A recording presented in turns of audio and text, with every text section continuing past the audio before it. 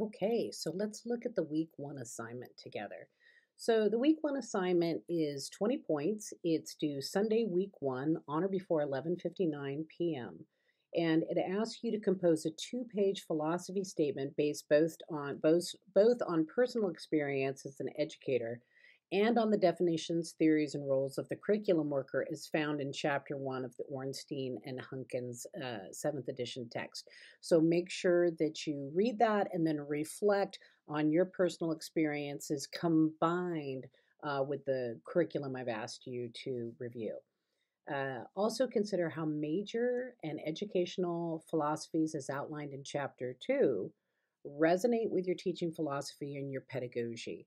So, usually, you will find when you look at a major philosophy in education, something that really stands out to you. And you think, yeah, that's me. That's how I teach. That's how I want to be as an educator. So you're going to take that in. So, first, read chapter one, and then consider it related to your personal experiences, and then go ahead and look at that chapter two and do the same thing. Tie it all together and kind of think and remember, reflect. I want you to spend some time reflecting. So, one of the things that I didn't talk about in the welcome video, but that I wanted to talk about is make sure that you structure quiet time each week where, and it can be in little groups or it can be one big chunk, but schedule time that's just yours for you to really review and study and reflect on your work without distractions. As a professional writer, I had to really learn, especially when I was working full-time 9 to 5 and teaching at several different colleges. I had to figure out what time was going to be my time to really write and work and have that quiet time to reflect. For me, it ended up being early morning. I like to get up very early and have my coffee and do my writing before I began my school day. For some people, oftentimes those with small children, like when I was younger and I had small children, sometimes it was nighttime because morning didn't work. Cool side note, my first grandchild is going to be born in April. I'm so excited. Find that time. I don't know how much quiet time I'm going to have once the baby comes. We'll see, but I'm very excited about it. Make sure you have that time. Taking this time to, be in the master's program, you really want to have that nice, calm brain to be able to digest all of this information and see how this can really enhance your practice.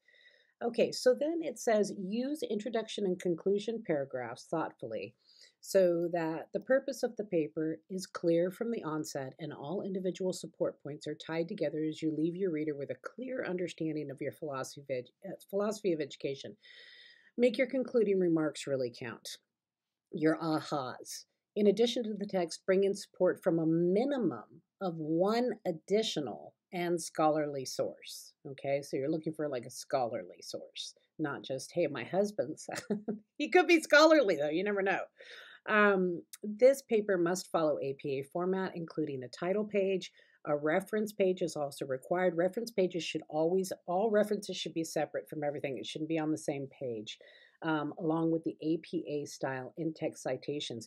If you struggle with APA at all, you want to go to Scribr, and I'll actually put a link in week one. I'll put it for you. They have a really great citation generator, and you can sign up for a free account, especially if you go on to do the doctoral program. It's fantastic because it will give you your APA 7 for your reference page. It will also show you how to have an in text citation for that source. And it will also save that running list. So when you're working on something like this, for me, you only have, a couple references that you're going to be listing. But, when you're doing like capstone work or doctoral work, you're having quite a few references that you're going to need to list. And the cool thing about the Scribr one is that you can have this free account, it will save it for you, and then you can just copy the entire, it alphabetizes it, puts it exactly the way it should be in an APA 7 paper. You just copy the whole thing, pop, drop it in your paper, and it's ready to go. Okay, so remember you're using Word docs in this course and in the courses, I like you to submit a Word doc and also submit a PDF because sometimes with Blackboard, depending on which browser you're using, Chrome best supports, sorry, not Blackboard, Chrome best supports Canvas. But if you're using Firefox or Safari, sometimes coding can get wonky. So I always say submit the Word doc and submit a PDF that locks everything as well.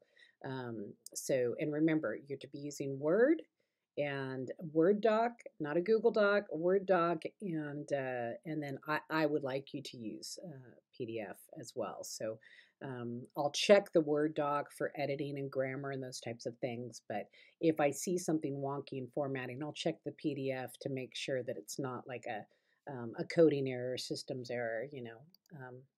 And if it's not, if it's something that you need to fix, I'll let you know, gently let you know.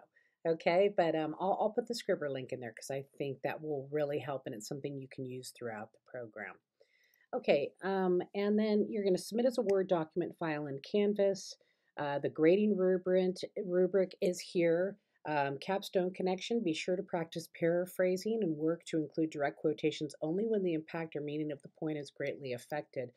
Um, you know, sometimes direct quotations are fantastic, but remember, they're like exclamation points. You only put them here and there. Most of the time, you're always going to be, not always, but most of the time, you're going to be paraphrasing your work. Okay? All right. Reach out as needed. I look forward to reading this. I'll talk to you later. Bye bye.